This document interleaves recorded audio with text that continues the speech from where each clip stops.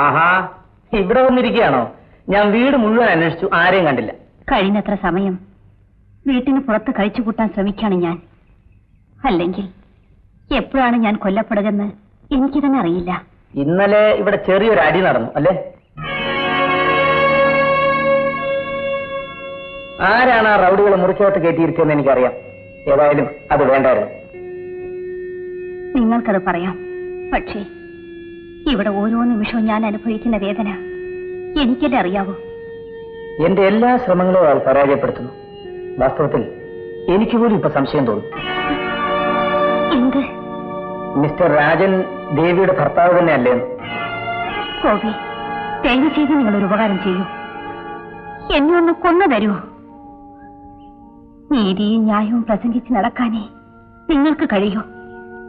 ഒരു സ്ത്രീ ഒറ്റയ്ക്ക് ജീവിക്കുന്ന വീട്ടിൽ ഒരു പറ്റം കൊള്ളക്കാർ വന്നു കയറിയിട്ടും നിങ്ങളുടെ പോലീസിനൊന്നും ചെയ്യാൻ കഴിയുന്നില്ല.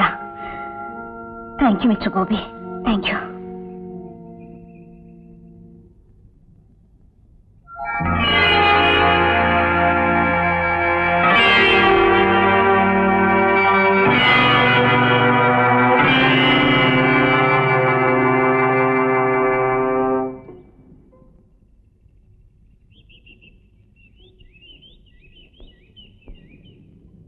ബിന്ദുവിനോട് ഒരുപാട് കാര്യങ്ങൾ ചോദിക്കണമെന്നുണ്ട്. പക്ഷെ നീയൊന്നും പറയില്ലല്ലോ. എനിക്കൊന്നും അറിയില്ല ഗോപേട്ട. എന്തൊക്കെയോ ഇവിടെ നടക്കുന്നു. അവർ തമ്മിൽ എന്നും വഴക്കാണ്. ഇതിനിടയിൽ ഒരു കാവൽക്കാരിയുടെ ജോലി മാത്രമാണ് എനിക്കുള്ളത്. എല്ലാവരും എന്നിൽ നിന്ന് എന്തൊക്കെയോ മറച്ചു വയ്ക്കുന്നു, നീ അടക്കം എല്ലാവരും. ഗോപേട്ട, ഒന്ന് ചോദിച്ചോട്ടെ, ഒരു സാധാരണ പോലീസ് ഉദ്യോഗസ്ഥനേക്കാൾ കൂടുതൽ ശ്രദ്ധ ഗോപേട്ടൻ ഈ കാര്യത്തിൽ കാണിക്കുന്ന എന്തുകൊണ്ടാണ്? ദേവിയോടുള്ള സ്നേഹം കൊണ്ടാണെന്ന് വെച്ചോളൂ. പക്ഷേ ആ സ്നേഹത്തിന് മറ്റർത്ഥങ്ങളൊന്നുമില്ല.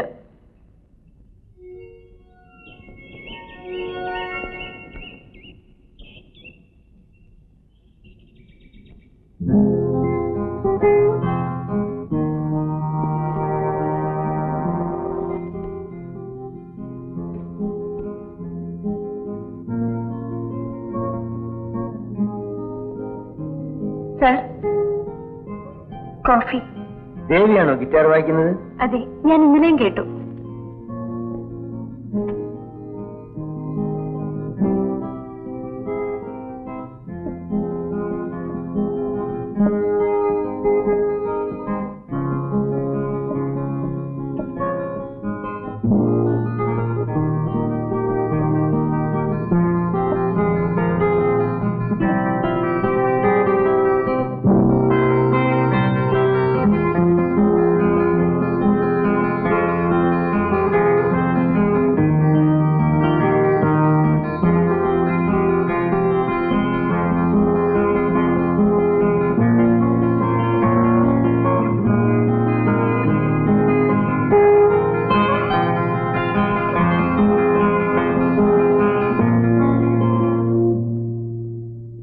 നിങ്ങളോട് ആരാണ് ഇങ്ങോട്ട് വരാൻ പറഞ്ഞത്?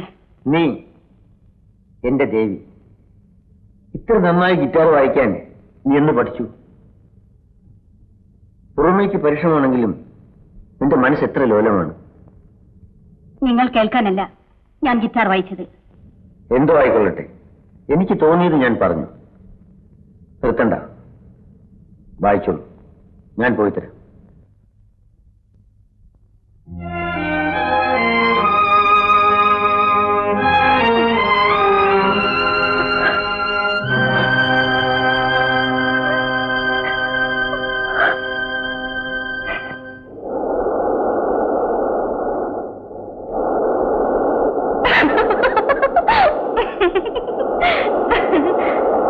അവിടുന്ന് ആരും കാണാതെ ഓടിപ്പോരാൻ ഞാൻ എന്ത് പാടുപെട്ടുവെന്നോ?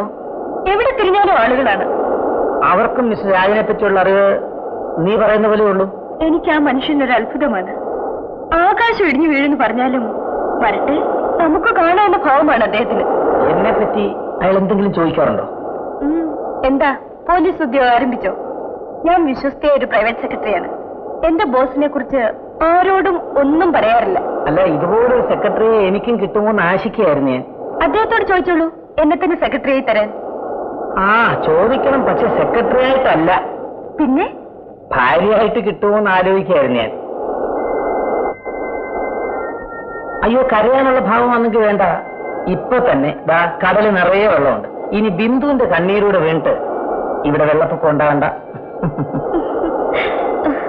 ഗോപി, നിന്നെ പറ്റി പല പരാതികളും ഞാൻ കേൾക്കുന്നുണ്ട്.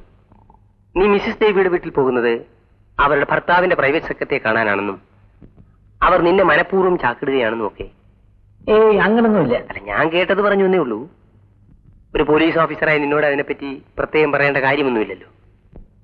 പക്ഷേ അയാൾ ആരാണെന്ന് ഇനിയും തെളിഞ്ഞിട്ടില്ലാത്ത സ്ഥിതിക്ക് അയാളുടെ സെക്രട്ടറിയുമായി അടുത്താൽ പറയൂ. ഒരുപക്ഷെ അവളെ കൊണ്ട് അയാൾ സ്നേഹം അഭിനയിപ്പിക്കുകയല്ല എന്ന് ആര് കണ്ടു? ഏയ്, അതൊന്നും അല്ല. ആ പെണ്ണൊരു പാവ. അവൾക്ക് അയാളെ പറ്റി കാര്യമായിട്ട് ഒന്നും അറിഞ്ഞൂടാ. ആ, ഏതായാലും ആലോചിച്ചൊക്കെ ചെയ്യാവൂ.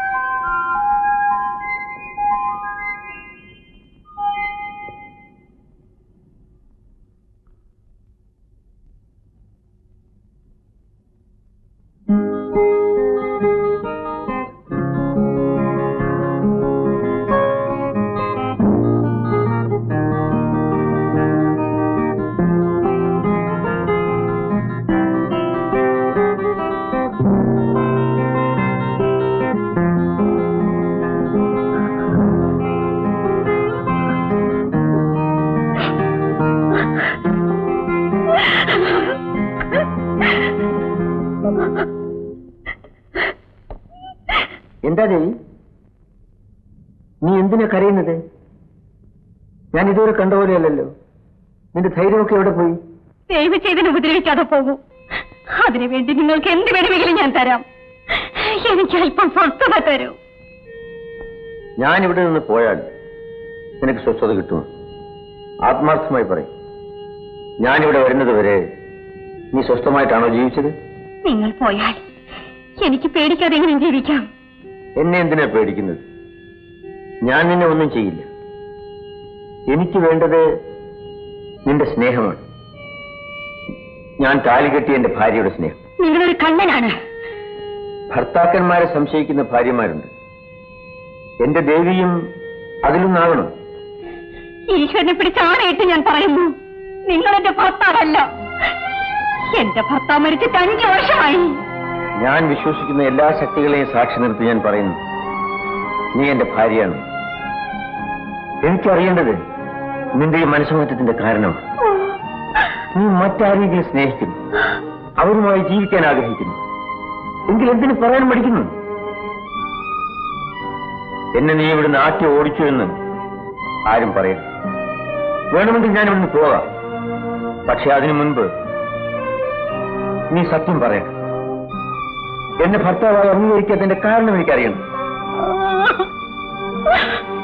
കരഞ്ഞോളൂ. ഹൃദയം തുറന്ന് കരഞ്ഞാൽ ചിലർക്ക് ആശ്വാസം കിട്ടും.